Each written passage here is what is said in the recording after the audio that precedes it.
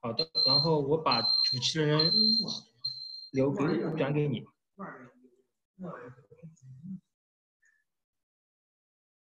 上海币成立于2012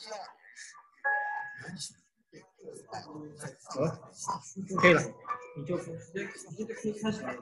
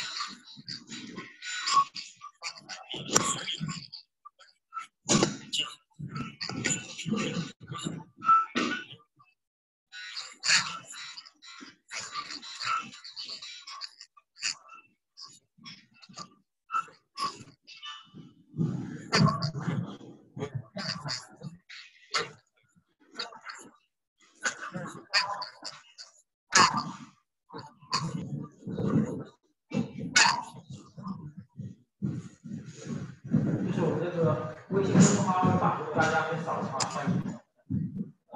然后我们马上就开始吧。这个还是感谢这次能够由经纬这边提供我们的场地的话，然后还有以及王总从法国带来了2位专家来给我们分享关于一个衣服构件库的一个解决方案BMO。然后我就主要把时间留给这个王总。好，谢谢大家。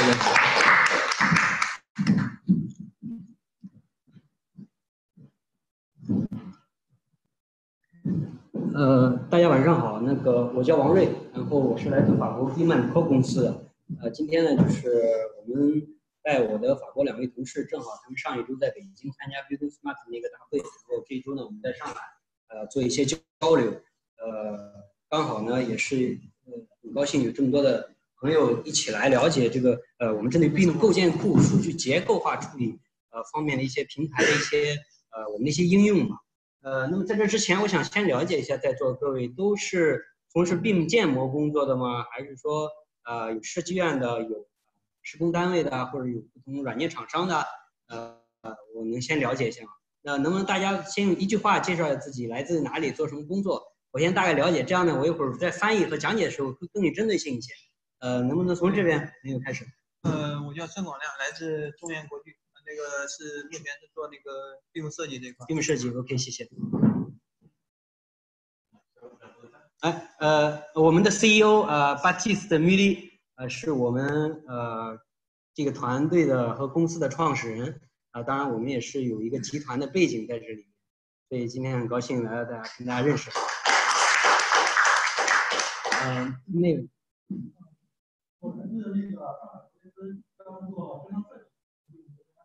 OK， 谢谢。您好，也是回斯的，主要做设计定义，然后我们希望做全部这个定义信息的这个相关的工作，大家多交流。太好了，谢谢。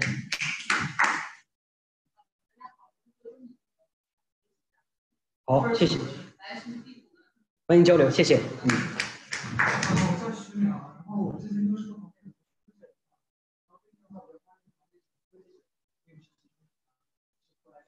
了解，好的，谢谢。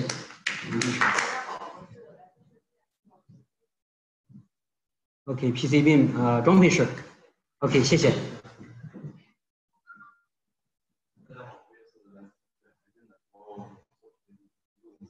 谢谢。大家好，我叫梁旭杰。咨询。好的，谢谢。大家好，我叫刘烨，来自上海做。谢谢。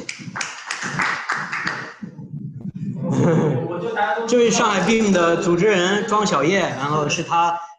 亲情的、自愿的和无私的帮我们去组织这场活动，我也谢谢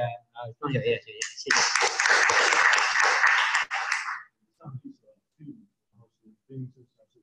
谢谢，谢文文也是上海，我们是做BIM设计加施工 ，OK。对，我们3个是一样。谢谢，好。我叫陈金伟，来自上海经纬，就是BIM装配是。了解了，我们东道主，这几位。对，介绍一下。上海经纬是这样，那个是我们会议，认识的朋友。谢谢。我是上海经纬的，我是做BIM机电设计。机电设计，好，谢谢。那位也是咱们经纬的。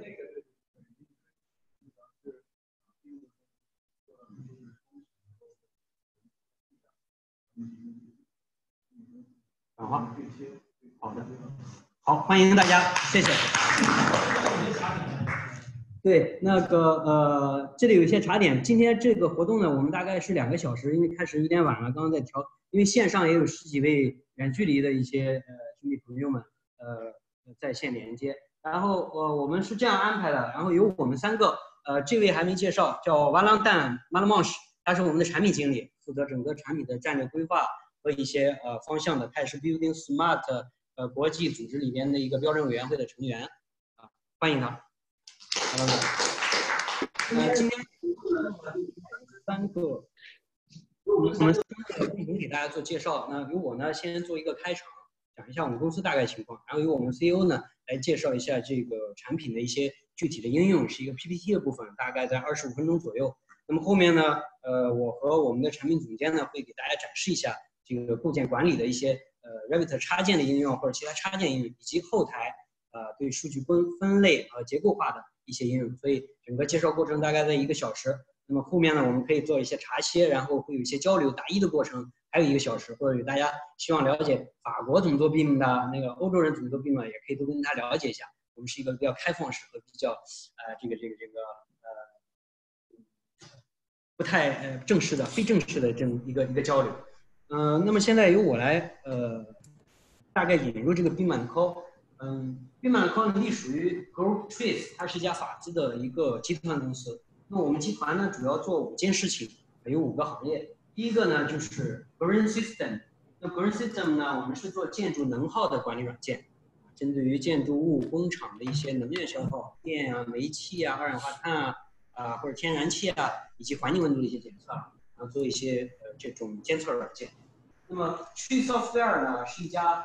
30年前就成立的公司，主要做电气配电、供配电系统，它跟我们的建筑还是有点相关性，电气计算的一些相关软件，并且呢，现在我们也把它应用到一些跟 BIM 集成的在配电领域的一些集成解决方案。然后我们在国家电网的低压配电和泛在物联网这个领域呢，也有一些合作，通过我们的这个软件。那么第3个 TracePath 呢，是一个全球最大的一个2维、3维的机械零部件。那我们可能更多搞建筑，然后其实上还有一个领域，在工业领域有机械工程师和电气工程师。那么我们也提供一个，其实它的技术背景和 BIM Co 类似，那它是一个用户可以免费上去获取一些零部件，比如说标准件啊、螺钉、螺母一些3维模型这样的一个平台。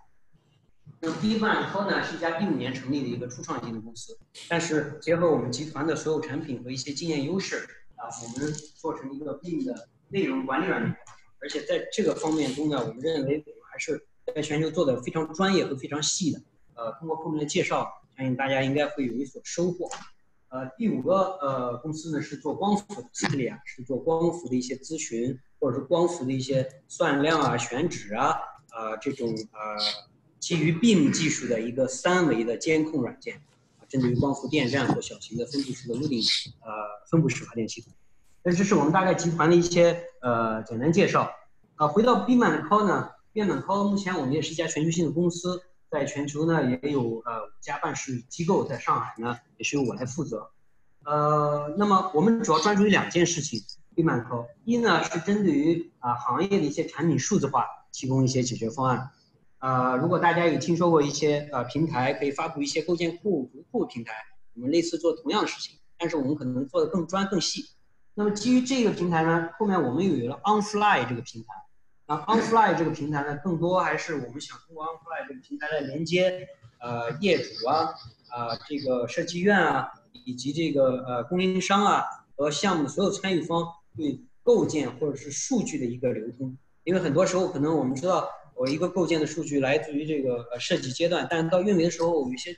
数据我用不到或者说没有了，在施工的阶段我给丢失了，那怎么能够有的放矢的把这些数据能够管理起来，在想要的时候把它拿出来，不想要的时候给放回去呢？这是我们在做一件事情，所以这个还是蛮有意思的一个平台。在这之前呢，我有一段小的视频，应该大家也都有看过。I'm an architect. I design buildings. We have a key role to play in developing sustainable buildings and cities. I'm a manufacturer. We've been manufacturing skydomes since the 1950s. We've already digitalized and optimized our internal manufacturing processes. But we wanted to take things on to the next level. Every building is made up of thousands and thousands of building products. Everything is moving so fast. Regulations, standards, BIM practices. We needed a tool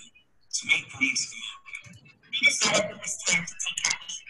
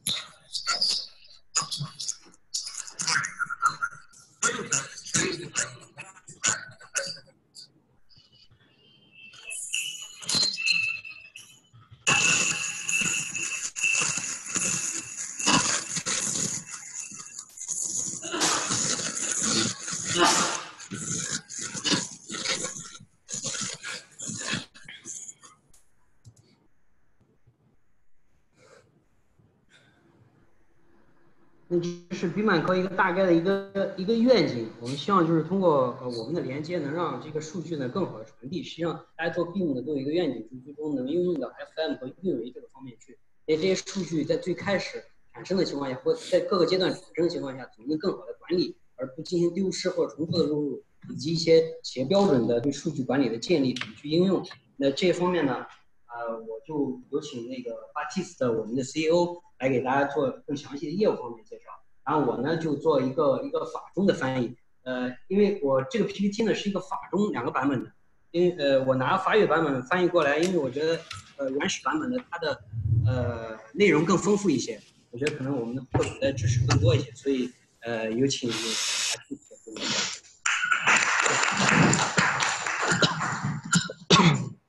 谢，你们好。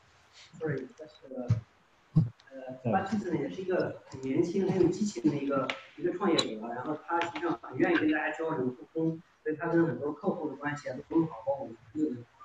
所以接下来如果大家有什么疑问，可以先记下来然后最后我交流环节呢，你都可以跟他进行交流。谢谢。Je me présente un petit peu. Donc, en français. Hein. En français, c'est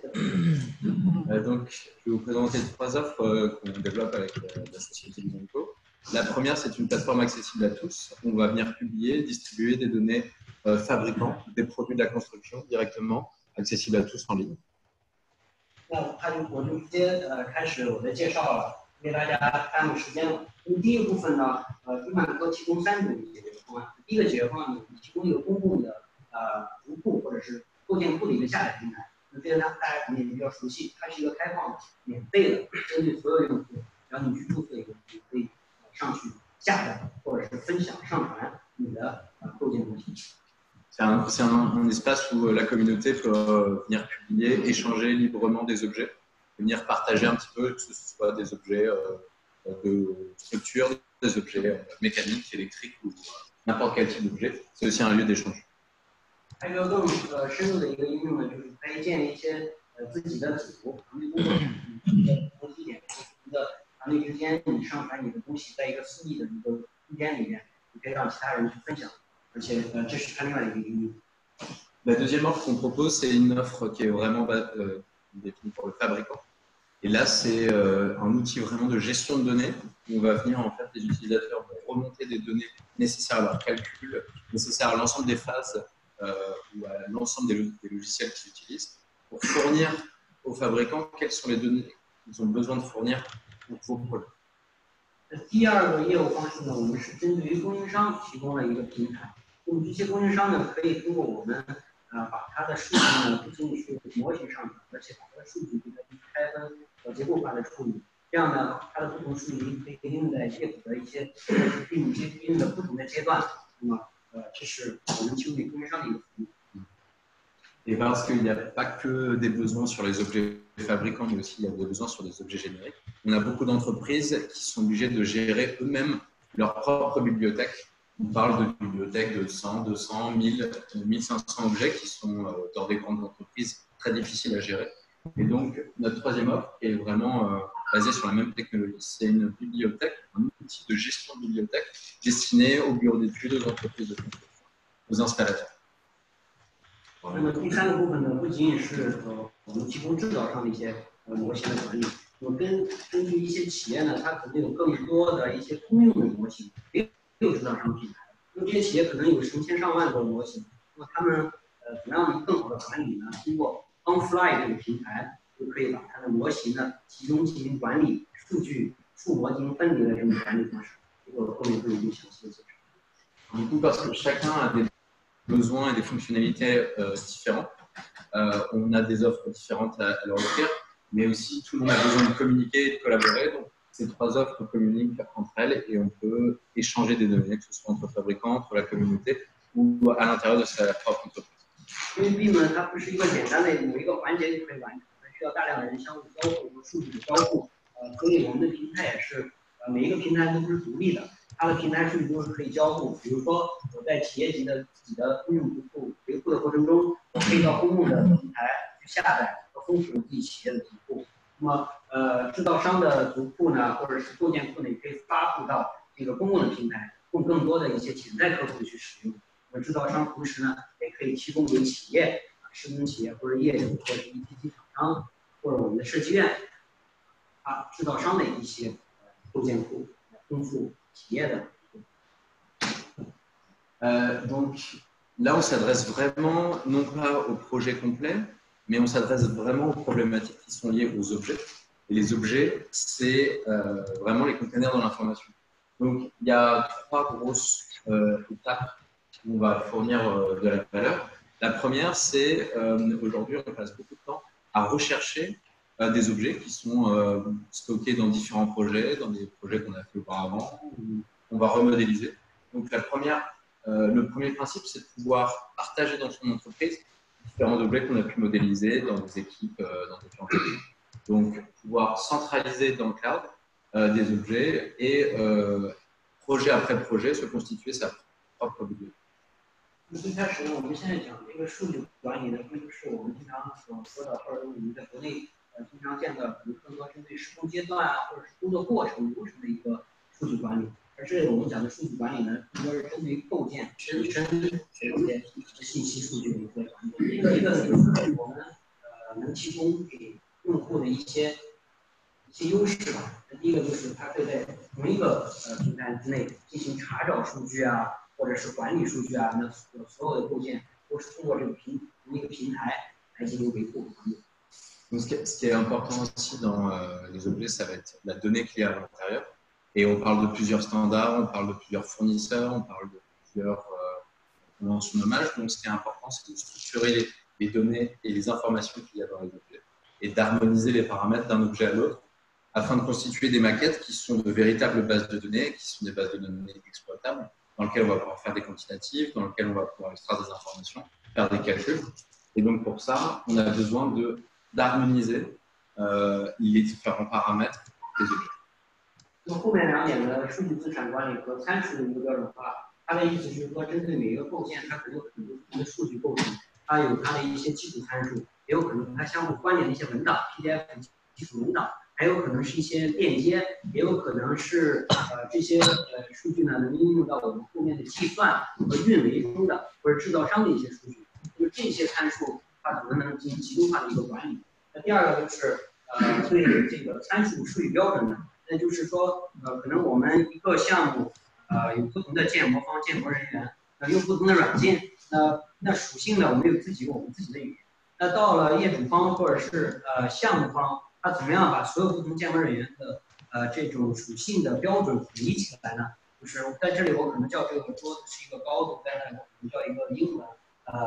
higher。那怎么样在上传到汇总一个平台的时候，我所有数据都能够统一的平台？我们就是希望建立一个数据的参数的映射的一个标准比如说像参数的一个命名标准，在法国更多的是除了有国家的标准之外，比如说分类编码标准之外，每个公司可能还有自己不详细的一些这种参数的命名标准。这样的话呢，它所有的构件的数据到它的平台上的话呢，我们可以用一种语言去说话。到了把构件下载下去呢，就各自再说各自的语言。Et puis la dernière chose, ça va être tout ce qui est data management. Donc, à différents, on a tous différents métiers, on a énormément de besoins parce qu'on travaille sur la même maquette. Donc, on va être obligé de fournir différents niveaux d'information, que ce soit par phase projet, que ce soit par métier, ou par logiciel. Il faut qu'on soit capable de gérer un peu ces différents niveaux d'information. C'est pour ça qu'on propose des outils qui permettent de gérer ça par phase, par LOI, Level of Information, ou directement par besoin métier. 那第四个方面就是讲了 LOD 的一些管理方式，那可能就是说我一开始在建模的时候，我很多数据都在里面，但是在施工阶段我只用到一部分，在运维阶段我用到另一部分。那么在运用模型调用的时候，如何来判断我需要的哪一部分，我只需要我的一部分，或者是如何判断我的模型是属于哪一个模型精度等级的呢？那我们有一个平台来管理 LOD， 就是模型精度的，并且在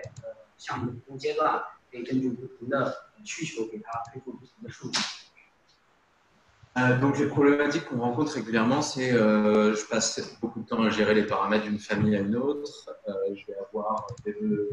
des paramètres en fait qui sont incohérents, donc je ne vais pas pouvoir exploiter, faire mes baumes, je ne vais pas pouvoir faire mes extractions quantitatives facilement. Et donc pour ça, j'ai besoin d'harmoniser un peu. Et on rencontre aussi des problématiques liées à tout ce qui est à la documentation. On met des URL dans les objets, mais les URL n'ont pas non plus de lien sur les sites fabricants, donc on se retrouve avec des liens cassés. Ou alors, on passe énormément de temps à gérer, à pouvoir chercher les objets dans ces anciens projets, donc on perd beaucoup de temps. 对，就是在欧洲的话，经常遇到这些问题。针对构件的话，因为构件的人他可能需要去到处去找。这个参数，去找供应商要或者自己建立这些参数维护这些参数时间很难久。第二个呢，就是说，就像我刚刚说的一些构件的数据，它可能在建模阶段有，但是到了运维阶段就丢失了或者通过 IXC 转换的时候就丢失了很多的数据我们也有这种相应的情况去解决这个问题。咨询公司交付的模型缺少运维数据，包括模型中可能它会创建一些链接。这些链接可能只是内部的交付之后，这些链接我们不能够用了。我们去解决这相关的一些问题，包括模型的一些版本的交互我可能是 Revit 2015，但是别人上6，那除了文件之外，它的数据我还想要怎么办我下载需要文件，我也不能用它的数据这也是一个问题。这个问题呢，我们也是今天的解答。Une problématique, c'est que lié par exemple aux objets fabricants, on n'utilise pas forcément la géométrie car les paramétrages sont pas assez bien faits. On a besoin des données fabricants. Et ça, c'est quelque chose qui est compliqué à faire aujourd'hui. On va pouvoir utiliser ses propres génériques et venir les enrichir avec de la donnée fabricante. ou encore pouvoir utiliser ces données dans plusieurs logiciels. Là, c'est quelque chose qui est compliqué à faire. 那再有个就是可能有些制造商提供我的模型，它的建模很混乱，我不想用它的模型，但是我只想要它的数据，这个时候怎么办？能不能只提取它的数据？第二个就是说比如说有 PDF 信息想要关联在模型上面，这个怎么办？那么另外就是说我通过不同软件来建立的这个构建，我想把它收起来，一个数据进行管理虽然是不同的格式的文件，我想调用所有的数据到我。Est-ce que tu peux leur demander si certains d'entre eux rencontrent ce genre de problème? 我想问一下大家在座有没有遇到类似的相关的问题？有的话可以举个手示意。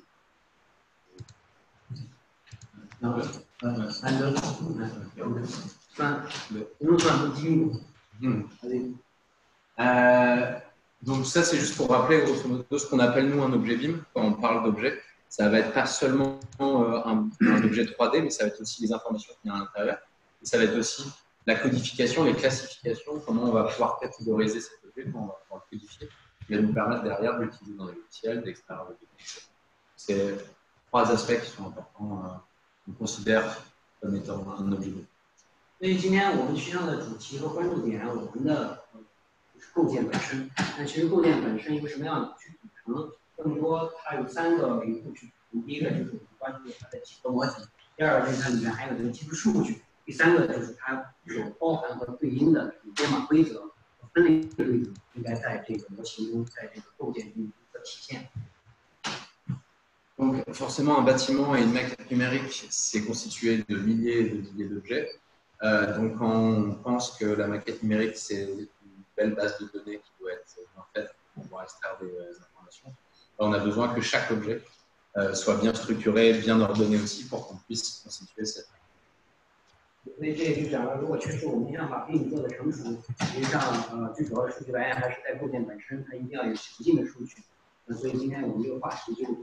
通过那3个维度进行展开，它的模型怎么管理，它的信息数据怎么管理，它的分类编码。Donc voilà, on distingue aussi 2 types sur la plateforme d'objets, les exigences, en fait, les objets génériques, où on va trouver nos exigences, où il n'y a pas de marque, il n'y a pas de fabricant, mais par contre, il y a des exigences de conception, qui sont les valeurs qu'on attend sur le projet. Puis il y a les objets fabricants, qui eux sont des vraies réponses, des vraies solutions techniques à ces exigences.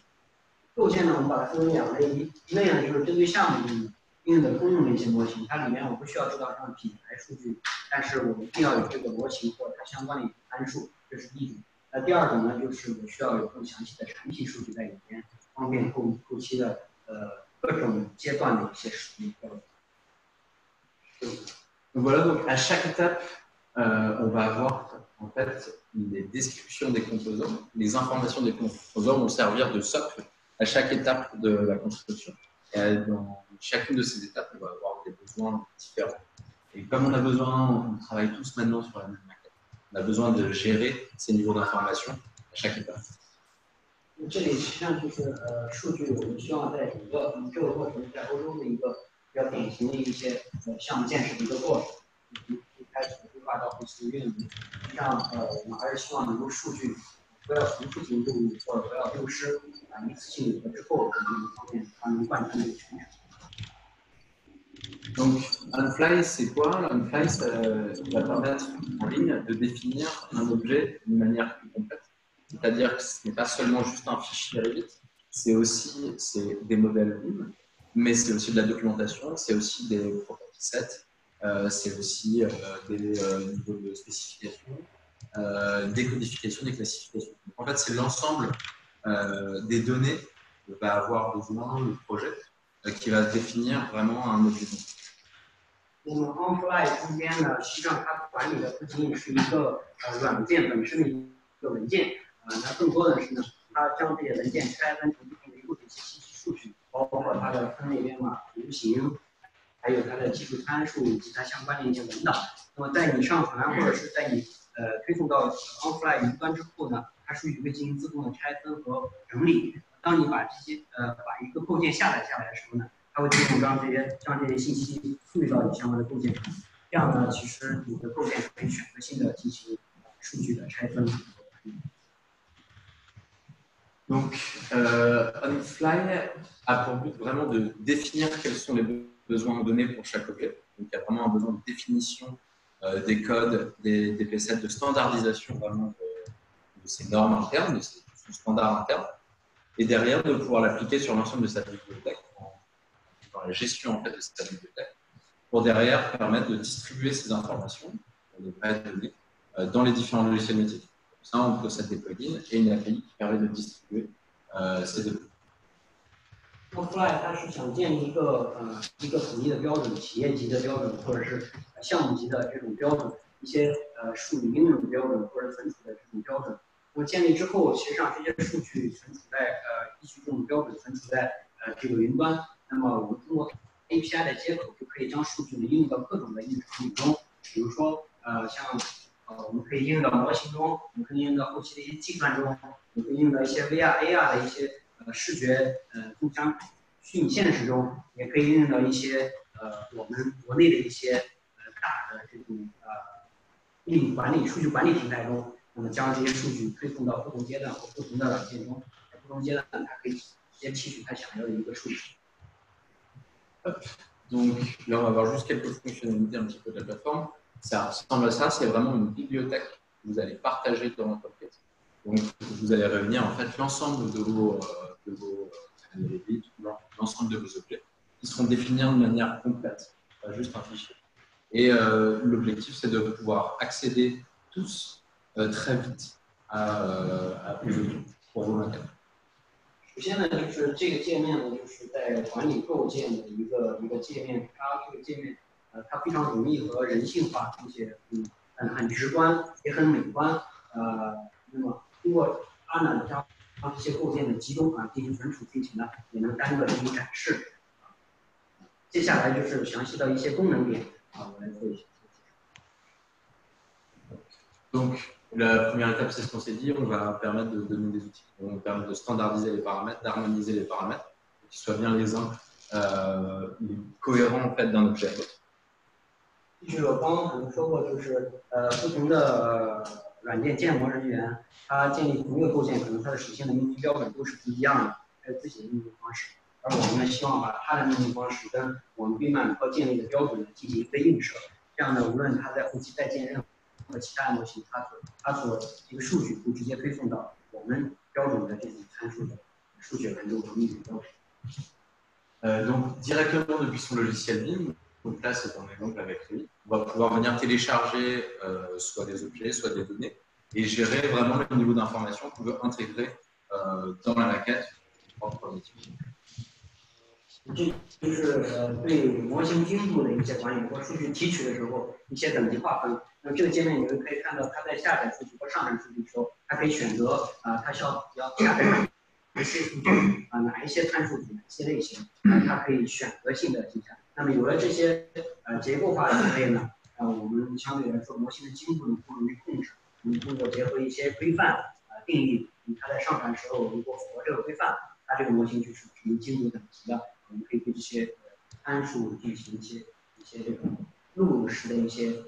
鉴定。On va bien sûr pouvoir pousser en fait des mises à jour puisqu'on peut éditer de la donnée que ce soit en ligne ou que ce soit depuis Revit. Donc si on met à jour, on ajoute des propriétés, on change des valeurs, on va pouvoir venir upstreamer, mettre à jour la bibliothèque pour maintenir cette bibliothèque et de la même manière. Si on veut venir mettre à jour directement en ligne, on peut. Si les ingénieurs, par exemple, n'ont pas Revit, ils peuvent venir mettre à jour les données en ligne et les pousser dans les différents projets, dans les différentes maquettes. 那么这里比较有意思一点就是说，它可以进行双向数据的一些互换和沟通。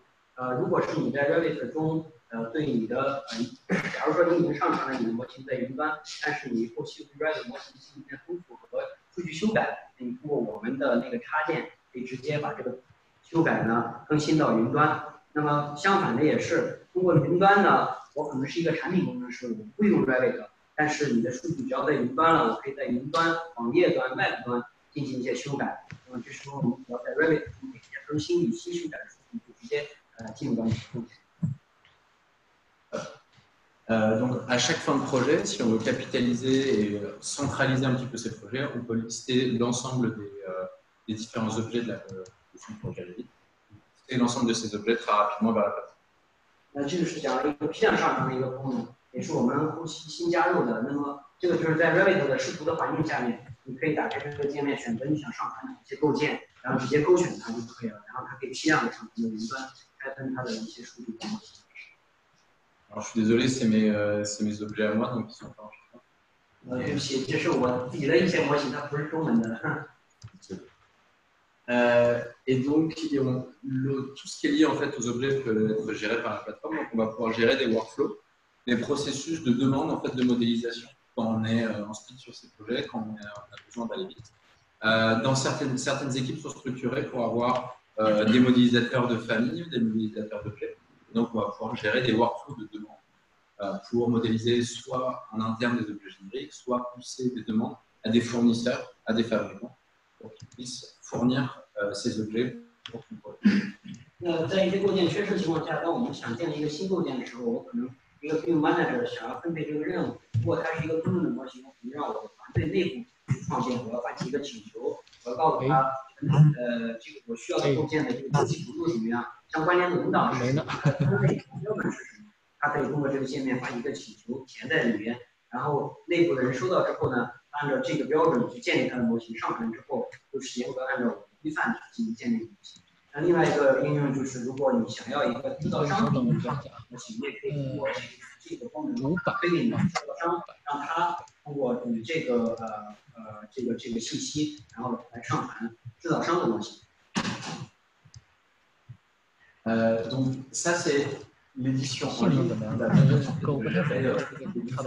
C'est comme si vous aviez le motif Revit qui était ici. Et donc derrière, on peut accéder aux différentes informations, conception, de l'hydraulique, de l'aérolique, et pouvoir éditer directement en ligne sans avoir besoin de Revit vos données. 这就是我刚刚提到在外部端怎么进行对数据进行维护。那我先告诉我先继承它。他如果让我换，我就提供这样的界面，不同的类型和不同的这个参数专业的参数这样划分，然后你可以一个不懂 Revit 工具建模工具的一个工程师，自动数据的，那你就可以在这个界面进行编辑这些数据。你等会儿我打一下，我对这个不是很在行。行，好嘞。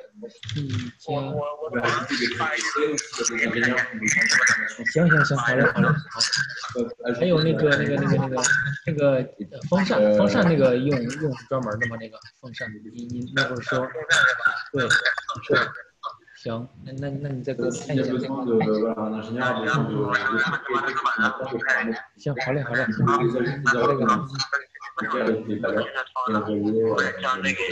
好嘞。好嘞，成。修改当你要想要添加一个新的参数、新的属性也是支持的，可以添加一个新的参数规则、新的参数复原、新的类型，创建新的东西，或者是添加新的文档进去，这样的话也支持直接推送到 Revit 端。De la même manière, vous avez tous, il y a une classification, on va dire chinoise, des classifications au niveau des provinces, il y a des classifications au niveau de votre propre compagnie. Tout ça, on a besoin de pouvoir le gérer et codifier les objets dans votre maquette directement avec du code, avec des des classifications. Ici, vous allez pouvoir définir vos propres classifications et récupérer aussi des classifications qui sont déjà existantes. Et derrière, venir standardiser en fait des property size de la même manière qu'on trouve en IFC, avec l'ensemble des propriétés qui vont être nécessaires à ces classes d'objets, à ces types d'objets. 那么刚刚我提到很多 Revit， 但是它不仅是针对 Revit 进行数据推送，我们支持很多的这种软件的格式。再一个呢，就是这是一个做分类编码管理的一个界面。那分类编码管理它会去起到构件的本身上面。它会将分类和编码的标准应用到这个构件的本身的数据上面，所以这个界面也是刚刚对构件进行完善它的数据的一个过程。那么我们都知道国家有一些分类变量标准，每个省有分类变量标准，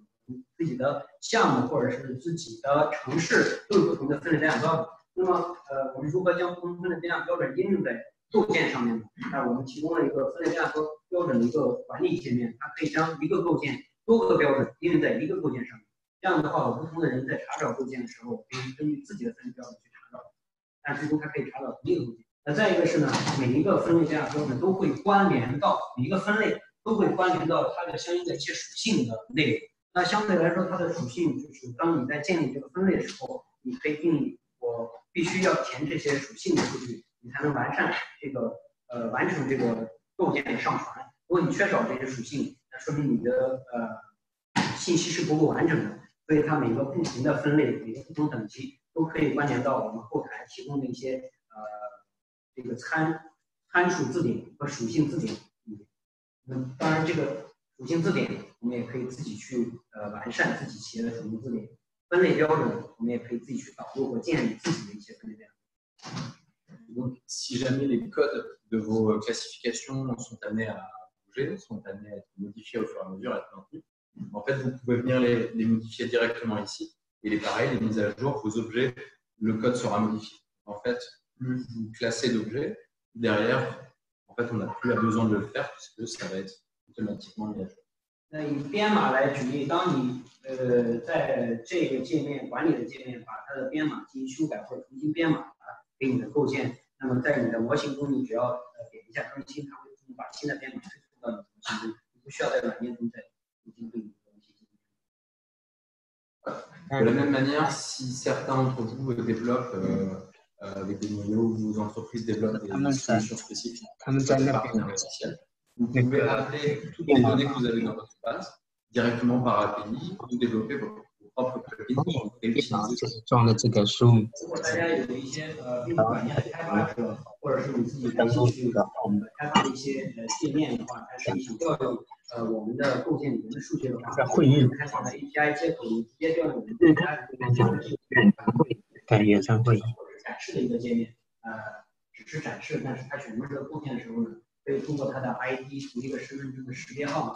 连接到我们 Fly 的后台，把它所有的数据调取过来，展示在它这里。但是这些数据并不是一定要在它模型里面的，而是通过 API 调取过来。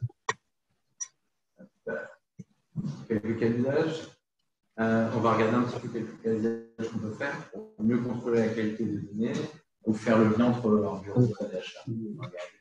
Je vais passer au fur et à mesure. Donc, une des problématiques les plus classiques qu'on rencontre, c'est quand une entreprise utilise beaucoup de sous-traitants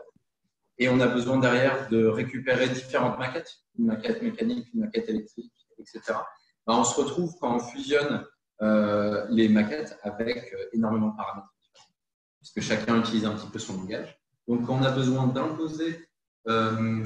des paramètres et des conventions de nommage directement à ces différents objets, on peut leur mettre à disposition les objets ou la structure de données qu'on a définie. Dans ce cas-là, quand ils vont venir composer leur maquette, et on aura des maquettes qui seront harmonisées, qui pourront être exploitées directement. 这一是我讲几个应用场景，可能是在欧洲遇到的比较多，看一看是不是和我们国内的用的一些场景。那么第一个呢，就是说我们不同的建模方，不同的专业团队会给我很多的模型，不同专业的。那这些模型里，这些专业的自己的一些话术语言，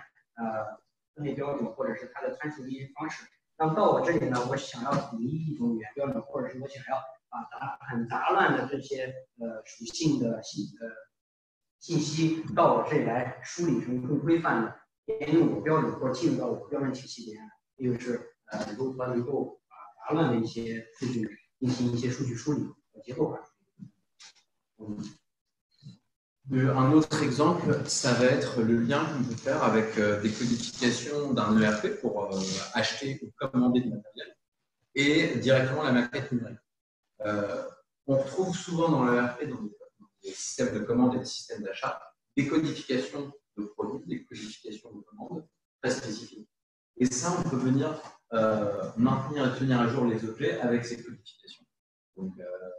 avec ce lien avec cette classification. Ce qui permet, une fois que la maquette est constituée, de venir exporter facilement vers l'ERP une liste de commandes, une paume avec toutes les commandes à passer. Car on est sûr que les codes sont bien les mêmes que dans l'ERP.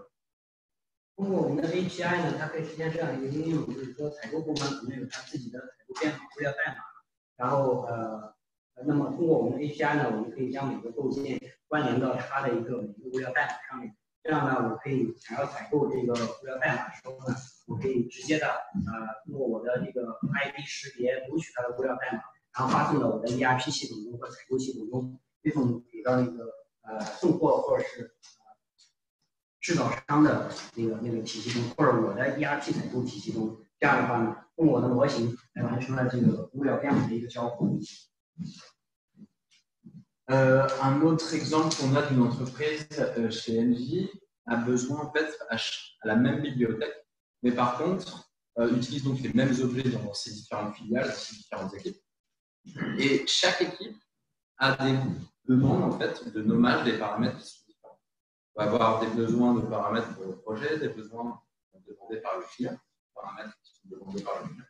et aussi des paramètres qui sont propres à l'entreprise, propres au métier. Et donc ça, on centralise en fait l'ensemble des paramètres qu'on utilise et via des mappings, on est capable d'utiliser les mêmes fichiers, les mêmes objets, mais traduire selon les besoins les paramètres. 我们有一个法国的客户叫 NG， 它是 ENGIE， 它是一个很大的承包商，它在全世界各地有很多的项目部或者是它的员工团队，那么他们每一个项目或者每一个团队专业有自己的这种标准和语言建模的标准、分类的标准。那么他希望通过一个云端平台呢，他们继续用他们自己的语言和继续用它的标准，但是到总部他想管理所有的数据的话，他还是能够汇总到他的标准。这样的话，它可以建立之间标准的这种互通，不再是说不同的语言。Et pour pouvoir pallier aux pertes de données dans les échanges, on parlait donc du sommet Building Spark qu'il y avait la semaine dernière, qui était pour définir des paramètres supplémentaires qui vont être gérés dans l'IFC 4, bientôt dans l'IFC 5. Entre chaque échange, on perd quand même aujourd'hui des données, puis il y a des données qui ne seront jamais définies dans l'IFC, c'est des données spécifiques aux entreprises. Pour permettre de transférer des données facilement par l'IFC, on va en fait venir connecter les informations via un identifiant unique des objets à notre on-prem. C'est-à-dire que je vais construire ma maquette avec un objet. J'ai un ID qui est spécifique, on le connaît dans la base de cloud. Et quand je vais exporter ma maquette vers Archicad, par exemple, je vais pouvoir, via ces identifiants, aller récupérer l'ensemble des informations que j'ai pu perdre pendant l'échange ou que je n'avais pas à la base. 这个我觉得挺有意思的一个点，就是说我们知道FC 是 Building Smart 建立这个通用的标准，因为很多软件之间的数据交互以前是没有。通过有了 ISC 这个标准文件转换呢，我们实现了数据间的软件间的交互。但是呢，很多数据的会丢失。那我们通过 OnFly 可以解决这个问题。怎么解决呢？就是当你用 Revit 建了模之后，你可以上传到 OnFly， 把你的模型和数据传上去。那么你同时呢，你输出一个 ISC 文件给你的 Archicad。那 Archicad 实际上这些 Archicad 读取之后，这些 ISC 文件里面可能会丢失很多的参数属性，但是没关系，因为我们当你完成了跟 OnFly 和你的 Revit 模型上传的时候呢，我们已经给了它一个身份证代码给这个模型。那这个身份证代码呢，会传到 ISC 文件中 ，ISC 文件会带到 Archicad 中。那在 Archicad 中，这个模型有了这个身份证代码之后，它就会去 OnFly 调用这个身份证代码所需要的数据过来。那所以这样，只要你的几何模型不丢失，那其实你的很多数据这里传到什么，到哪里都会传到。Donc ça, c'est pour résumer un petit peu les différentes choses qu'on peut faire sur la plateforme. Il y a quelque chose qu'on va faire une petite démonstration, mais ça résume un petit peu structurer les données des objets pour derrière pouvoir les gérer, administrer les droits sur ces objets et les distribuer dans ces maquettes. 这就总结了一下刚刚我讲的一些功能点，一个是做企业构建的一个集中的管理同时呢，它可以建立不同的用户权限，有不同的伙伴有的是内部员工，有的是外部的运营商或者建模安模商，或者有的是外部的供应商，我们给他们分配这个权限。三个呢就是定义它的一个分类的一些标准。再一个呢，它支持多种的这种软件格式的输出、上传和下载。那么另外一个属性的标准化管理，我们刚刚也讲到很多次了。还有一个是它提供多种的插件，不仅仅是在云端Web 端，在插件中我们也非常方便的去做构建的一些使用和调用或者上传，还有就是针对于这个项目阶段或者构建经过的一些管理。那么内容处理需求管理，我们可以对发起一些内容的请求，把我的这个规则都写在里面，然后传输过去，别人只要上传就可以满足我的规则的一些模型。然后再一个，你可以通过我们的一些数据分析呢，可以对你的一些构件进行分析，和数据进行一些分析，比如说这个数据的完善程度啊、打分啊、哪个出商提供数据完成度啊等等。再一个，最后就是一些 API 可以提供给大家做更多场景的一些应用，因为只要有了数据，很多场景都可以实现。Donc les plugins aujourd'hui qu'on a développés pour accéder à ces données, les récupérer, c'est des plugins qui sont sur Revit, Archicad, SketchUp pour le plan, et puis en ce moment on développe aussi un plugin pour Archicad qui permet d'aller accéder à ces données. 现在我们提供的4个软件插件就是 Revit。Donc les bénéfices, c'est vraiment de pouvoir gérer de manière plus consistante, de manière plus cohérente ces objets, de pouvoir accélérer la conception en accédant plus rapidement aux objets, surtout en remodélisant pas les objets à chaque projet, en gérant les différents niveaux d'information, et puis aussi en pouvant collaborer entre les ingénieurs et les modeleurs directement. 这些还是稍微总结一下，数据管理这个阶段呢，它是独立的平台可以是企业级的，可以是项目级的这样一个构建或者管理平台。你在设计加速方面呢，它就是你可以通过BIM Pro的公共的那个构建库来丰富你自己的一个企业库，你可以查找，可以把它添加到你的企业中来。那第3个呢，就是对它的一个数据质量的一个管理，就是刚刚我提到的一些精度啊，还有就是每个建模人员所提供的模型的一个质量。那第4个呢，就是它可以方便了各个专业和不同角色人员之间的交流，就是你可以不用不同 Revit 的一些 BIM manager 或者是产品经理或者是不同专业的人员，可以通过不同的工具，但是他们更新数据之后呢，实际上可以把数据汇总在一起进行管理。Et maintenant une petite démo. 接下来我给大家简单演示一下那个插件的一个应用的方法，大概10分钟的时间。这个过程中大家如果有问题可以先记下来。我这里呢做成一个简单的视频，因为目前呢构建的这个服务器还是在法国，所以它在调用和上传的时候还有点时间，所以我做了一个视频，方便给大家讲解。那么后面我们也想在国内开展这个业务，我们会把服务器搬到国内来，然后来实现这个速度和数据安全的处理。那么这里呢，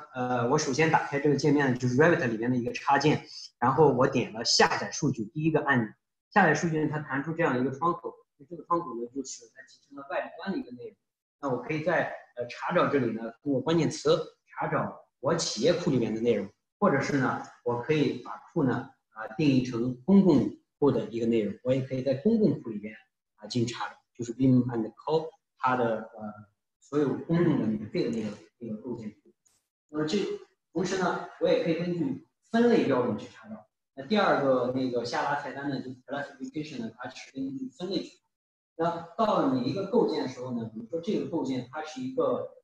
通用的一个构建模型，那这时候它会列出来刚刚所有的我的属性和它的类型，以及呢它属于哪个分类。然后这里它列出来 3D 模型它是哪一个版本的 Revit 的一个模型。然后这里我点击下载，它有一个叫 Smart Download 的一个功能，智能下载。那这时候呢，就看到刚刚我们讲的，就是它有一些可选，它里面已经把数据拆分开来了，并且呢，按照你的命名规则给你进行一个规范划分。你可以选择性的下载哪一些数据你想要。如果我是做冷冰的结构的，不要定期数据，那我就只要我的一些数据下载这里。那么第二步呢，你可以选择不同的类型进行下载，它可能有30种类型，你只选择下载一种类型或一种型号。那么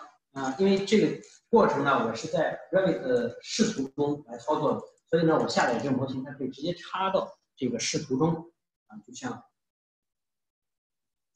它可以直接的插到这个视图中间没有任何你看不到文件的一个本地化的一些转换或下载这个过程。所以，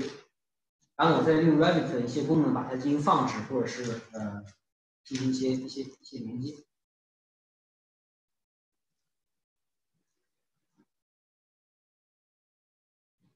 那么，当我看到这个构建它的一些属性窗口的时候呢，你会看到刚刚我选的一些参数属性都会下载下来，而且呢，它会将它的数值呢对应到我左边的参数名称中。但左边参数名称的你看呢，它是有 demo 啊什么什么开头的，但是这只是我在 Revit 中自己命名的，但是在我的平台中呢，它可能是一个公司的一个命名标准的一些参数标准。但是呢，它会把同样的参数给我下载到同样的，因为我这之前已经做过一个映射关系。第二个功能呢，就是第二个按钮叫 Download Data， 只下载数据。我可以应用同样一个模型，因为现在我这个模型是一个通用，还没有制造商的属性。那我点了 Download Data 之后呢，它又弹出这个界面，我还可以同样选择另外一个有其他属性的或者带有制造商参数属性的一个模型。那这时候呢，我就不再下载，它就会自动不再下载它的模型文件了，而是只下载它的数据。我们如果预览一下它的数据，它里边有大概10条这种类型，然后每一条类型呢，它会对应不同的这种参数。我们这里举个例子，它的尺寸的一些参数，然后你都可以在预览中呢很好的看到。而这个模型呢有2个文件，我上传过2个精度等级的，那我还是同样点击Smart Download 下载。然后这时候呢，还是同样的一个界面，就是我可以选择哪一些参数进行下载。但是呢，这个时候我不再下载它的模型，而只是选择这个制造商提供我更详细的一些参数。那当我选择我想要的这个参数之后，或者是去掉我不想要的这个制造商的参数，有一些跟我不相关分类啊什么。然后呢，同时我也可以选择这个制造商参数它所包含的这个型号分类我想下载2个这种类型，然后点击下载。那它会在后台自动的处理，将所有下载的数据写入到这个图的属性当中。它下载结束了，你看不到它的一个周转的过程。那下载结束之后呢，在属性中你再次查看的时候，它就多了一些属性组参数组，那么就是我刚刚添加的，而且在这个类型中呢，也把我刚刚选的2个制造商的类型添加进来，但同时呢，它也保留通用组的那个类型这样呢，你可以在各种类型之间进行切换，也就是一个构建它关联多个类型。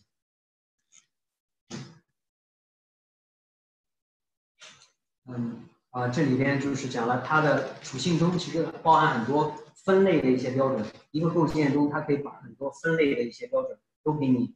提取出来，它可以关联很多种分类标准。现在它里面更多的是 Omni Class 或者是 Uniform 或者是 Beaman 和自己的一个分类标准。那如果企业有自己分类标准的话呢，它同样也会给你下载下来，把分类和编码给你下载在构建。那刚刚2个讲的是呢下载的一个功能，那接下来我讲的第3个按钮就是上传的一个功能。那上传的话呢，就是同样我可以在视图中我点击一下上传，然后再选一下我要上传的这个模型，然后它会自动打开一个这里我可以先预览一下这个它的一些参数类型，它有3个类型这个构建中。当我点一下上传的时候呢，它会弹出一个配置的界面，就是它让我绿色的显示你的这些属性已经跟我OnFly 企业标准的这些属性已经映射了，就是你这些属性里面的参数值是能过去的那么你也可以选择下面的不同的类型我可以选择3个类型或3个型号都传上去。这里就是更多的对数据进行一些设置。那有了这个呢，就是刚刚我们多次提到的，可能我们自己有建模的自己的类型命名方式，企业有自己企业的命名方式。只要在那里建立那个映射，在上传的时候，或者我们在后台可以统一建立一个映射标准。那么上传的时候，它会自动写入到这里边OnFly 平台的一个这种参数的属性标准。这里我上传了2个类型，你在这里看到。那下面的参数这个命名标准呢，就是我的企业级的 OnFly 的一个参数命名标准，但是它的数值都会同时的传过来。那么同时呢，它的3D Model 3D 文件Revit 文件也是上传上来，所以它做了一个数据和模型的一个分离。那么你也可以在这个步骤呢进一步完善你这个构建更详细的一些数据它通过7个步骤让你更完善你的数据精度。比如说第一个步骤，你可以添加一些这个校对啊、版本啊这样的一些说明我给它添加一个中文的一个说明它就会保留在这个版本里这个历史版本中。第二个步呢，你可以给它添加一个图片或者是它自己会抓取一个这种图片。那第3步呢，很重要的就是你可以设置这个构建所在的分类它在哪一个分类里边。因为Bimantco支持一些国际分类，并且它支持自定义很多分类，所以在这里你可以定义我属于哪个分类。那第4步呢，你就可以去完善或修改或者查看它相应的属性的参数内容。这是它已经把属性已经读取到这种表格式的这种Web 端了。然后在这个表格式的这个界面呢，你就可以去修改它，或者是更改它，或者添加新的属性，或者添加新的类型你可以做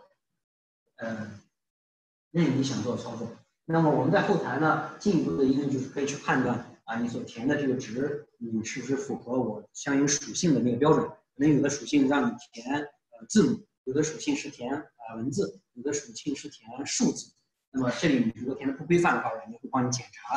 在这个规则下面检查你的属性是不是正确的。那么还有就是第5步文件，第6步你可以上传一些 PDF 文档或者是 DWG 的2维文件。第7步呢，你可以给它进行发布。那么当我刚刚那个步骤对一些属性的数据进行了一些修改，然后我保存了，这个时候呢，我点了第5个按钮，就是更新。就是说我云上的一些数据已经更新了，那我点一下呢，它会自动的去查找我当前视图下这个项目下构建哪一些需要更新，那它找到一个需要更新的，然后我点击更新它。那这个时候呢，它就会从云上把最新的那些修改的数据读到这个图的类型中，在图的属性中呢，你就能够看到我刚刚修改的最新的那个数据，它就覆盖了原来的修改之前的那个数据。这就是对一个双向的一个数据我可以上传这个数据，云端修改这个数据，把它下载下来。所以这个过程只是对数据的一个传输，不再是文件本身的传输。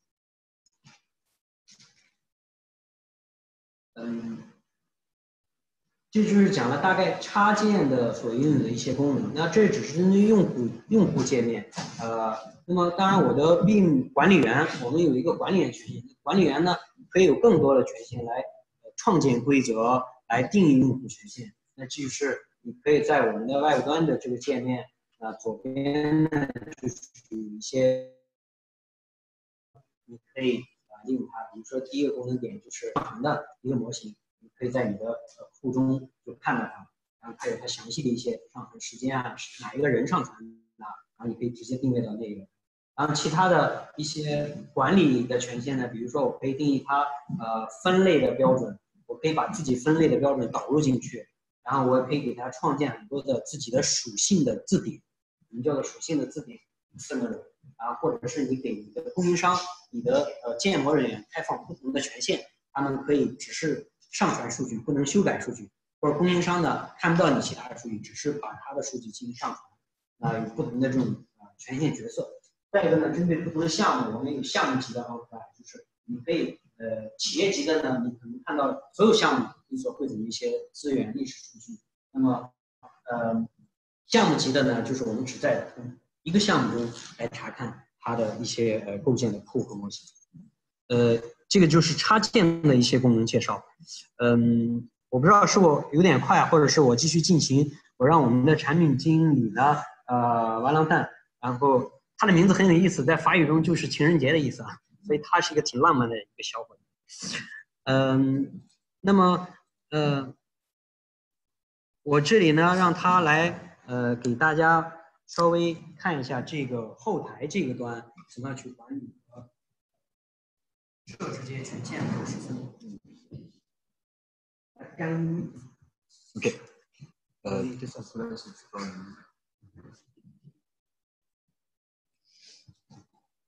Du coup, là, on a vu la partie plugin. On a la même chose finalement via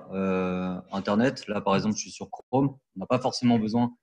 d'avoir un logiciel de conception pour accéder à sa bibliothèque ou pour la paramétrer. On peut faire ça à distance depuis Internet sans aucun logiciel.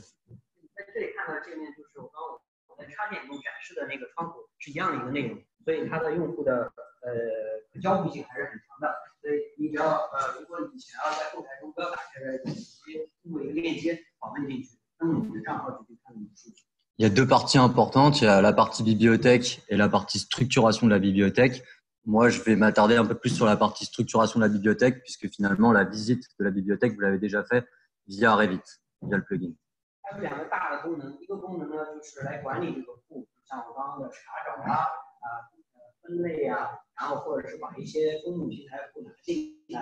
啊，这是一个大的功能。你刚刚大概已经看过，通过插件。那现在我更多讲第二个大的功能，就是如何对数据进行这个结构化的设置。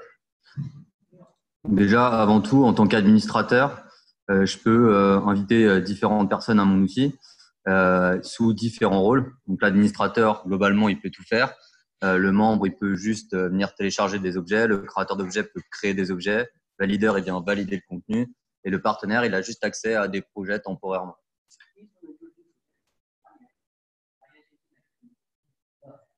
角色，那么这些角色呢，就是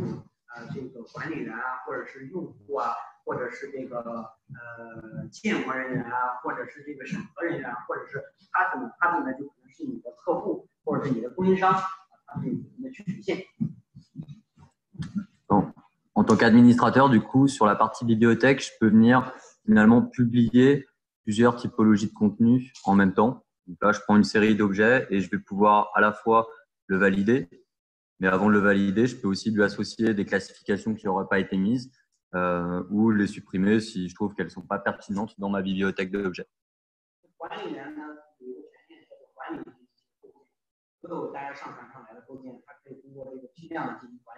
那管理的话，它可以做两个功能，一个呢就是它可以批量给它设置一些分类给它批量划分到哪一个分类下面去。那第二个呢，就是它可以批量的进行一些审核发布还是退回。那么根据这个获取它模型的一些信息。Je peux aussi, pour la partie classification, utiliser donc des classifications internationales que vous devez probablement connaître, comme par exemple Omniclass, Uniclass, Master Format, etc. Mais je peux aussi venir créer mes propres classifications. 我刚刚可能讲错了，就是说它没有权限退回或者点击发布，但是它只是通过那个状态去筛选，然后因为发布的话还是在发布人员的时候已经点了发布。或者是他没有点发布的话，因为他有些东西不全，他就停留在未发布的阶段。那管理员呢就可以进去看为什么他没有完成发布。那这个界面呢，就是对分类进行的管理。那分类呢，这里边呢 ，Beeman 高已经集成了国际上大概10几种国际的一些分类标准在里边。同时呢，它也开放一个功能，用户可以去自定义自己的分类和编码标准。所以你们看到的很多 demo 的，就是我自己可以去建很多的分类。不同的角色有不同的分类标准，我的采购人员、我的建模人员、我的供应商有不同的分类标准，你都可以在里面。那么它可以应用到每个路面。Je ne vais pas rentrer du coup dans le détail de la classification entre nous. Là, j'arrive finalement dans un nouvel outil qui est l'outil de création des propriétés qui vont se transformer à l'intérieur de Revit, par exemple, en paramètres où tout va être harmonisé. Le but, c'est de créer du coup ces propriétés entreprises. Je peux créer propriété par propriété en remplissant ce qu'on appelle des attributs dans la norme internationale. Et je peux aussi venir créer via des imports Excel en téléchargeant le template Excel et en le réuploadant à l'intérieur via des paramètres partagés ou via des propriétés harmonisées par l'équipe Bimenco. 如果你想要对你的属性进行更严格的一个管理，我们有一个属性 dictionary 自己看。那么用户呢，你可以设置企业级的自己的这种用户字典，你要用到哪一些属性，那么包括属性的命名，你都可以去自己去定义，或者是呢，你去修改Beeman提供的大概有2000多种这个属性的标准的名称，你可以去修改它。那每一个属性中呢，还会更加具体到这个属性中这个属性是关联到哪一个分类的，你可以直接在后台进行设置。当它建立这个属性的时候或者建立这个分类的时候，这个属性就自动的出现在那个分类那个构件中了。只要它去填就好了，它也不需要知道为什么这个分类需要这个属性单，因为你可以提前在后台给它定义好。那么这个属性的一些建立方式或者导入方式，它可以支持 Excel 的导入或者是一些手动录入或者是一些通过软件交互的方式。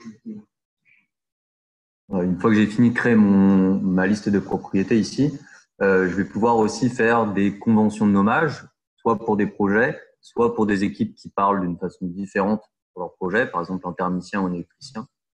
Quand je vais à l'intérieur, on va retrouver finalement les propriétés de mon entreprise et je vais venir les connecter au langage de mon équipe ou au langage du projet.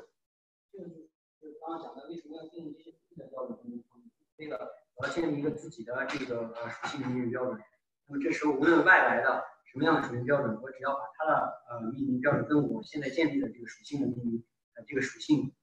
做了映射关系，那么它进来的数据会自动到我的这个属性下面去了。这还是刚我们所提到那个功能的后边它是怎么一个逻辑。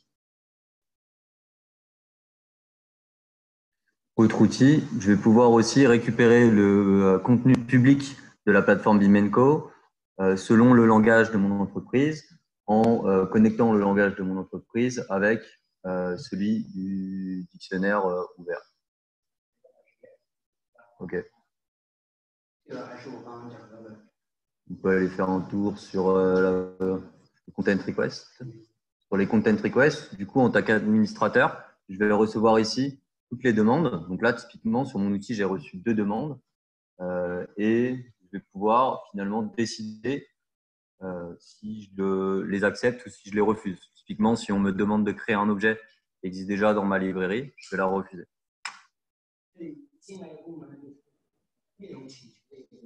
我需要一个新的构件的时候，我就可以在这里，可能是一个你的 view manager 可能是管理员，我在这里创建一个请求，我把它像刚刚我讲的，我把它详细的一些参数需求、分类标准都已经定义好，通过这个界面这个构件叫什么名字，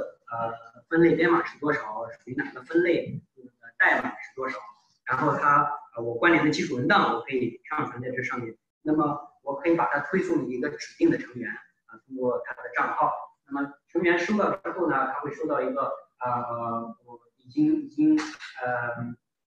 别人给我的一些请求或者是说你可以看到它不同的这种阶段已经正在做的16个正在建模的一个阶段，还有就是你已经收到了多少个，你已经应答了多少个。那么当你建模完成之后，你还是通过这个流程上传上来，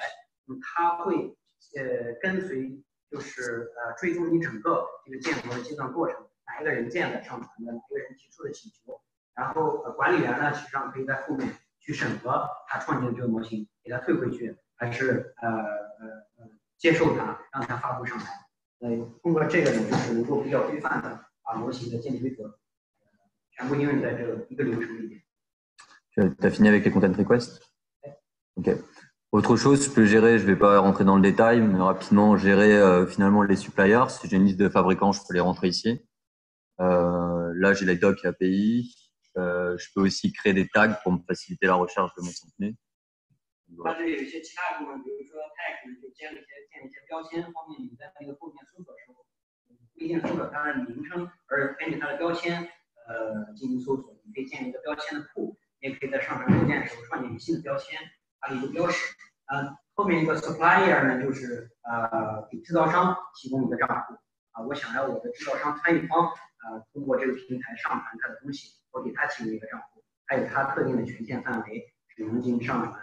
他也是按照我的结构标准逻辑传上来。这时候我就不用再给他调表让他去填，他直接东西传上来就按照我的规则已经映射做了这个参数的映射。然后第4个就是一个 API 的一个 doc， 所有软件开发商呢可以直接利用我们 API 的一个接口来提取，只要它能够只要通过 API 识别到我们这个构件的身份识别代码，它可以提取任何关于这个构件的属性关键的数据信息展示在它的平台上。Est-ce que tu veux qu'on rentre dans le détail d'autre chose? 这里有另外一个 data management 就是说它可以强制做一些强制的要求，比如说当我上传一个构件，我选了一个分类，那它可以强制这个分类一定要关联某一个属性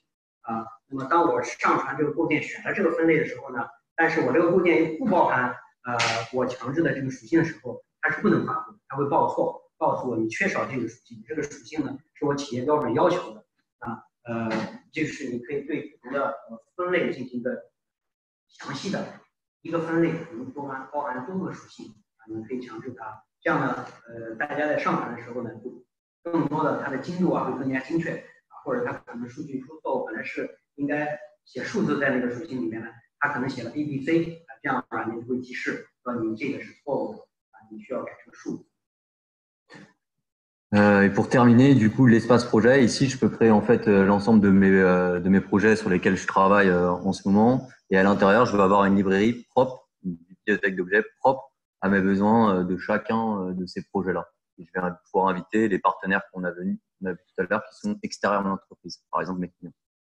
最后一点呢，就是我们有一个根据项目的一个平台，像刚刚你看的那个所有的图呢是企业级的，可能它没有分项的。所有只要有权限人都能看到所有企业所有的构件。那么我还要建立一些项目，根据每个项目你建立不同的参与人员，那他可能进去或管理的只是这个项目里面的数据。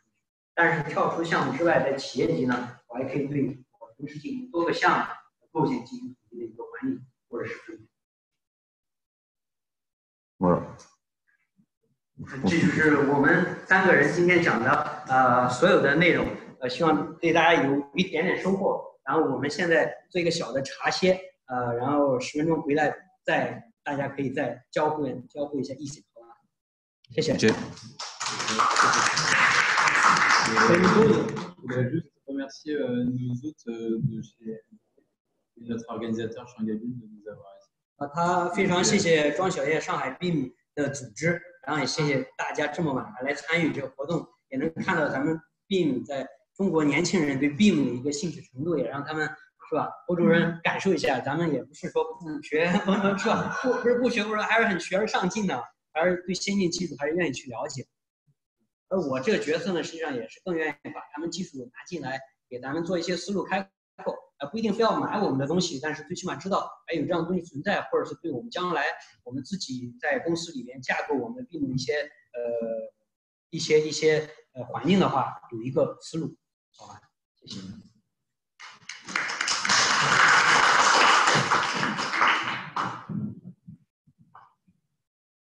后面有茶歇如果可以给我拿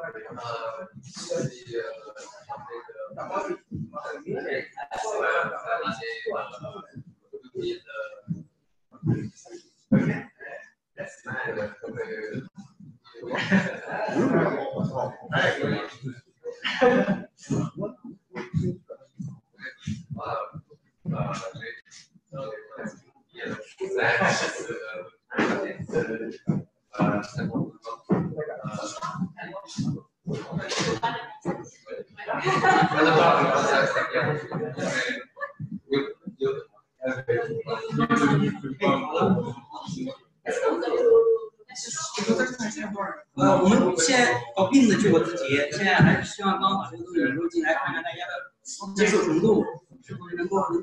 作的机会，我们再慢慢开展。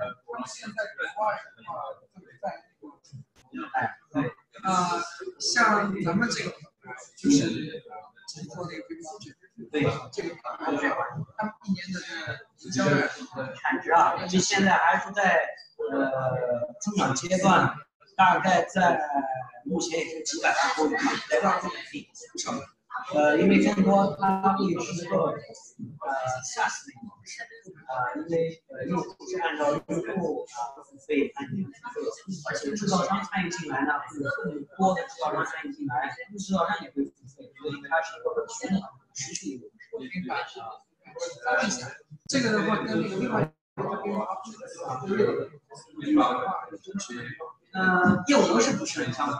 我们更多不是注重于制造商收取费用发布模型，然后我们更多希望通过 on-site 的营业方式，然后让他有一个环境，然后同时呢，他愿意如果让制造商参与进来，更好，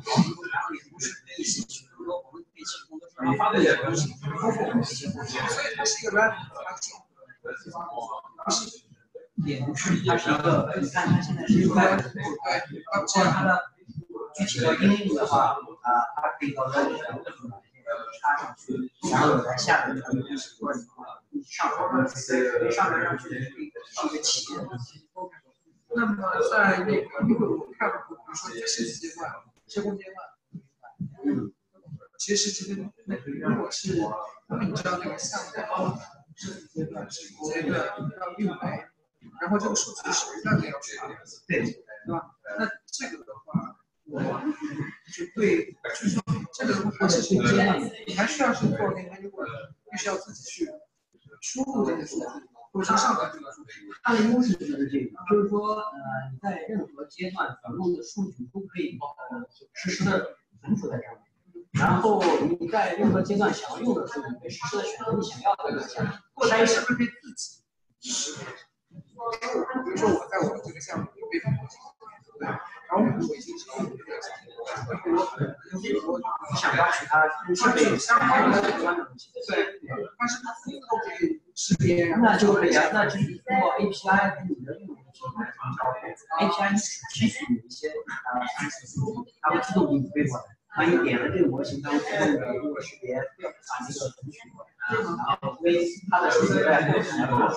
清晰的结构化的，然后实现你是要分类啊或者筛选啊。你是做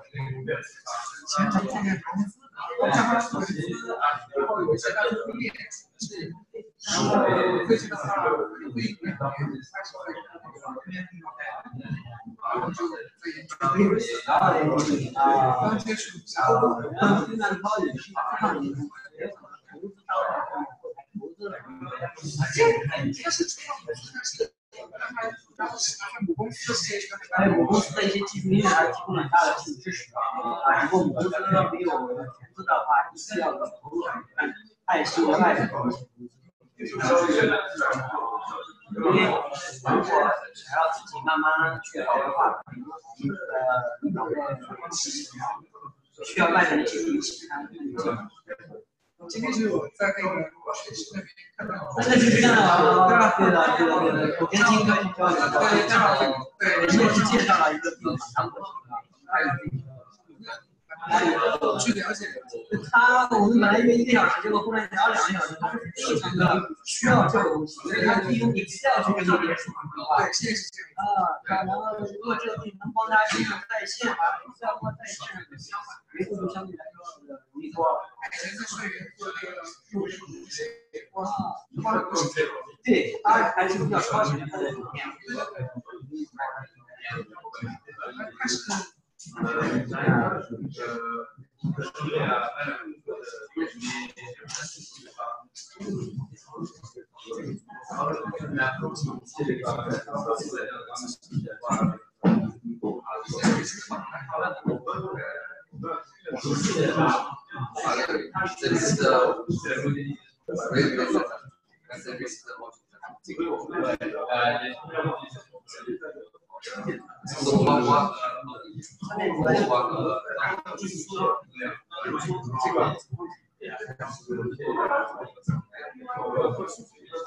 参数化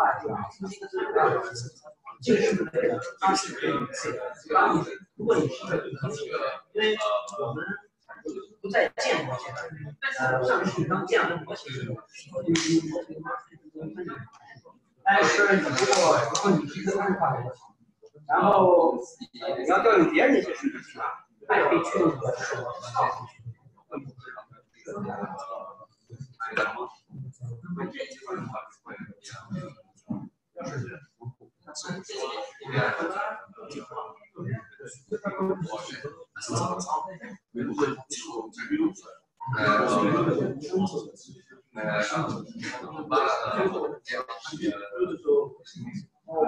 你的意思就是说，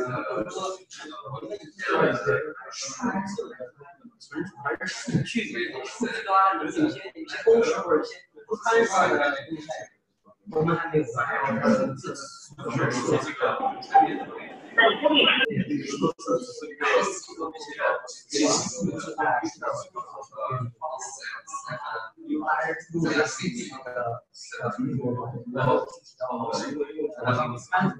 设计方面的，因为我们像我们可能对 Revit 或者是软件这个专业，但是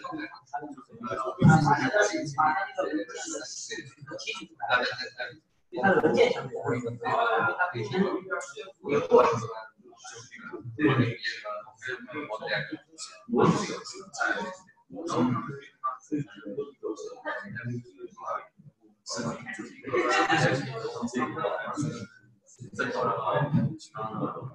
但是它的这个一个方式，我还是所以否则的话呢，就是当你上传之后，就建立这个系统，我们是链接。这时候，如果别人想下载，就可以直接下载，因为不来，他问你，是不是你来？这时候你我的这个 ID 是随着没有办法转到了其他的软件中呢，它还可以调用上传它属于对，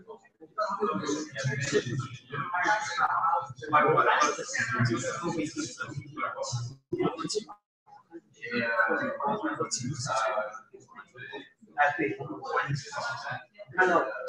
信息它还是通过你上传的一个手机还是还是吧？这个还没有换，对，但是有一个实现方式。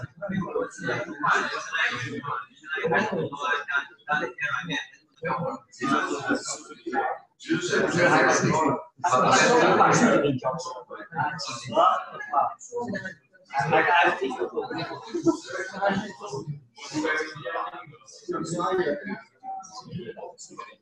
对的，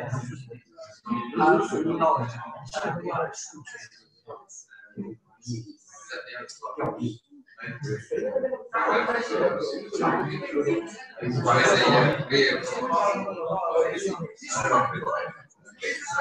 我们是提供这种服务，可以帮助供应商去建模，但是建模这个是比较来上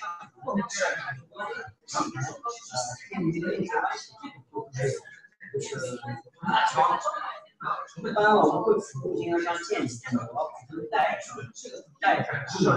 然后他们自己再去建这个。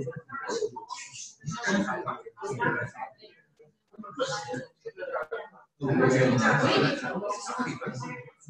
务模式我们不去主动去找制造商、供应商，我们去找业主。如果业主方愿意管理他的构建公司，他们要求的是提供上面，那他只要跟政府有关系，他们愿意做。那我们只是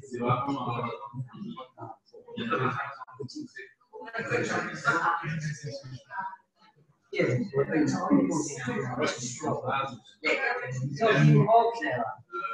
它那种经销商去找制造商，然后自己发布，然后大家免费用，然后做广告，营销模式。我们业务是稍微那种，但是像能完成供应，但我们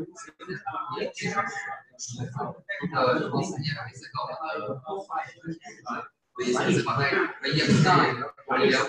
管理没有问题，但是会被动的进来，这样的话也是进来的。我其实业主规则进来，大家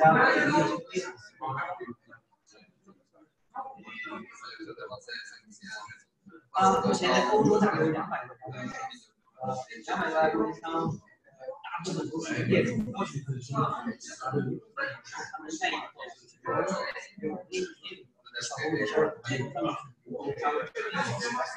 内容，有时候都够丰富了。它是一个什么？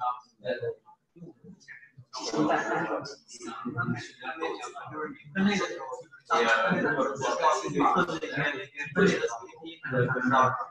分类的首先你自己可以调的是吗？对的，你可以呢，在就是刚刚最后他讲，在这个后台，你是把你的分类先建立上来，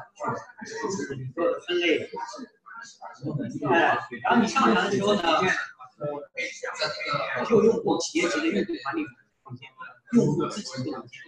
因为你可能建你的分类，看见他的分类，企业没有这种标准，企业要统一一个标准。然后你上传的时候呢，你要找它的时候就挂上去，模型使用或者是说你也可以不选，你就把它扔上去，会有人帮你去给你定义。对查找的话，它的方式就比较多，可以通过你的分类进行查找。你可能一个模型关键到5个分类、6个分类，每个分类都可以定到这个。可以查到这个。哎，对。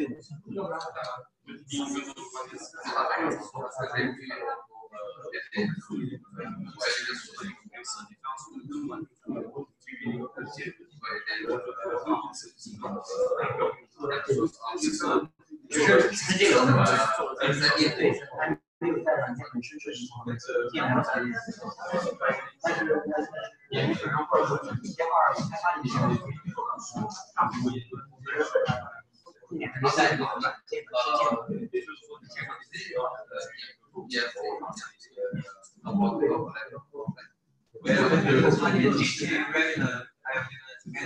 还有4个，它的那个。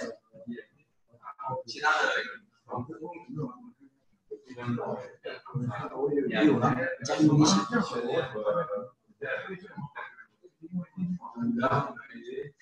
深入到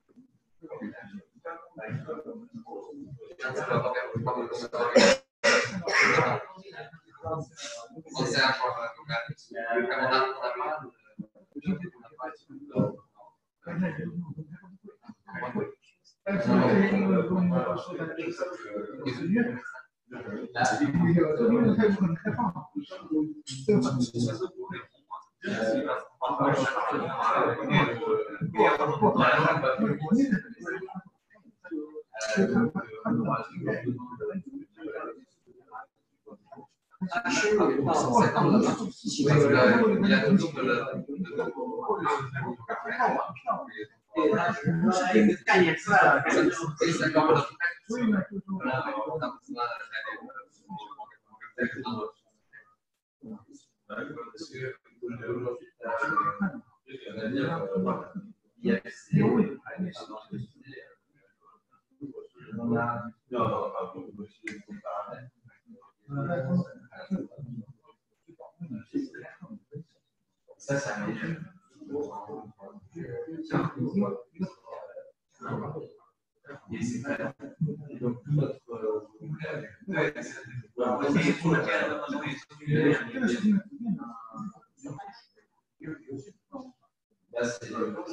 业务模式的一个思考，或者是它应用这种重点的会变，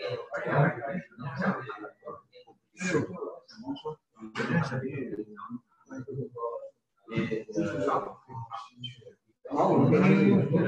在国内一点化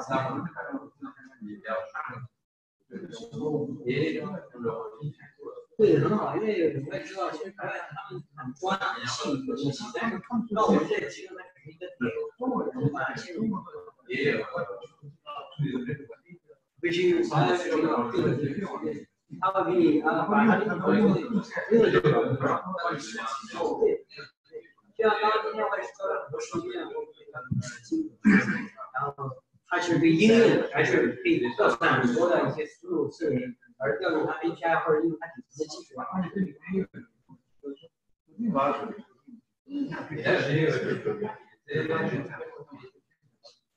IT 啊，不一样。那要多个人刚踏踏实实坐在一起，可以聊这个几年才是。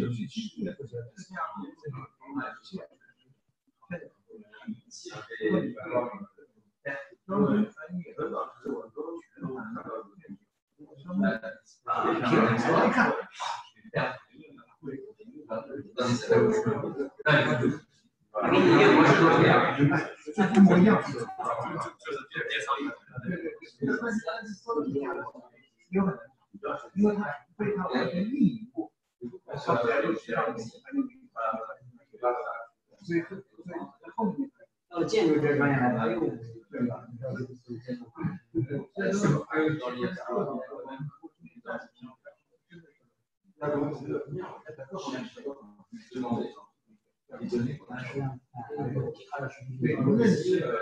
实现。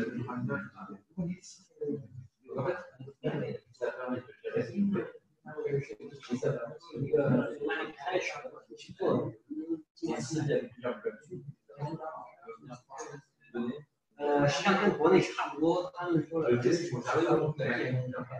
一些制定但是呢，很多政府也尝试推这个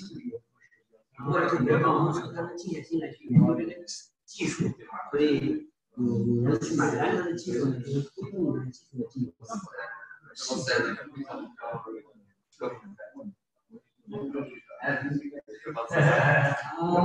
定了一些人。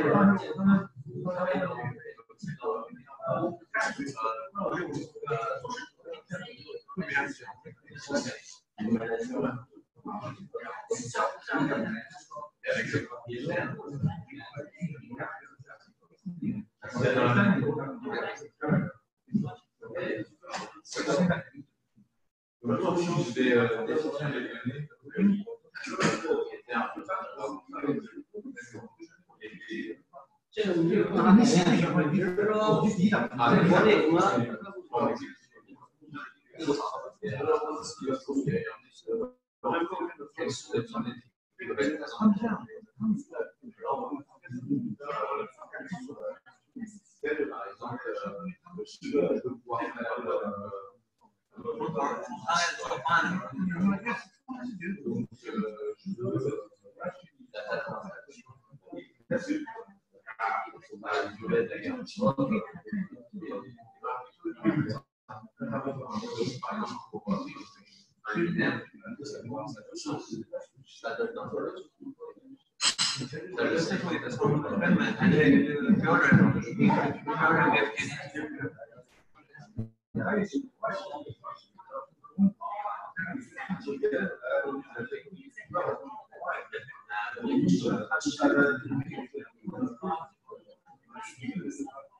这区啊，技术都已经有了，技术是一样的。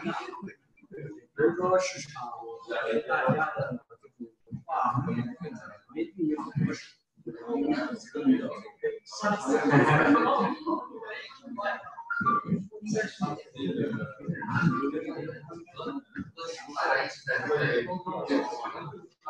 再举个简单例子，项目如果周期很短，很着急，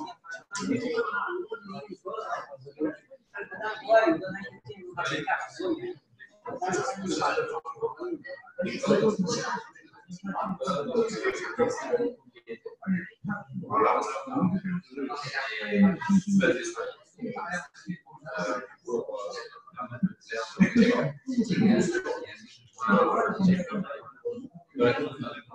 体量也很大，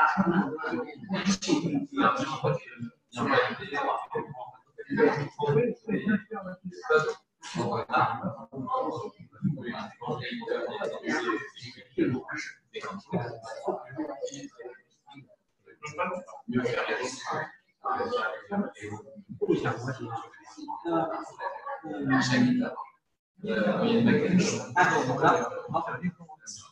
我们后面一些这种微信这个，他们的指导商慢慢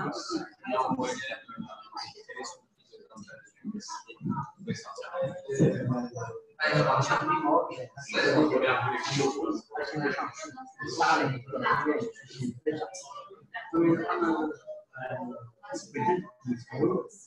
像我们国内的一些制造商通过抄袭他的一个技术可能他不愿意分享，再一个他要分享了，别人抄我是怎么办？国外的制造商都是自己研发起来，他有自己的技术，他不怕，他就是说共享这些东西。从一开始害怕，还有一点点，所以他没有说，他只是版权没有别人会造成的，他们没有那种担心。这个就是第一个心理作用，以前我们制造业，他们就是不愿意把他的，或者不是我再把东西放上去，或者是拿上去别说我的怎么办？还有这个，你也不愿意。但是制造商如果业务出现情况下，他愿意，比如说让浏览下载，他的品牌知名度提高，在后台呢会有一个分析，配合分析，多少人下载，多少人联系方式，然后这样的话，他后勤的收入减少。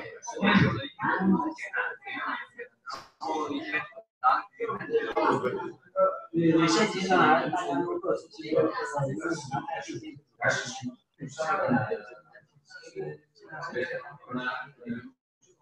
他所有的组织发表出来的都是免费的啊，有一些公告发，有一些不愿意发出来，还是我们自己媒体的平台。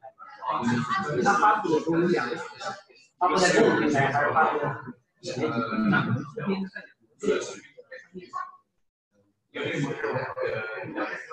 我在想，现在呢，就有一个人来介绍这个，我们希望是理解，或者是是模型开发、建模方式、第三数据的这个相关业主说万达首先做一个构建，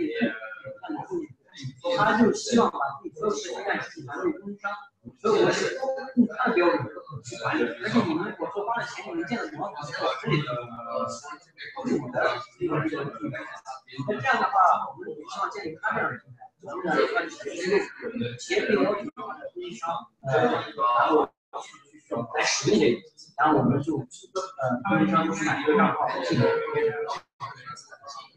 如果他有这个平台的话，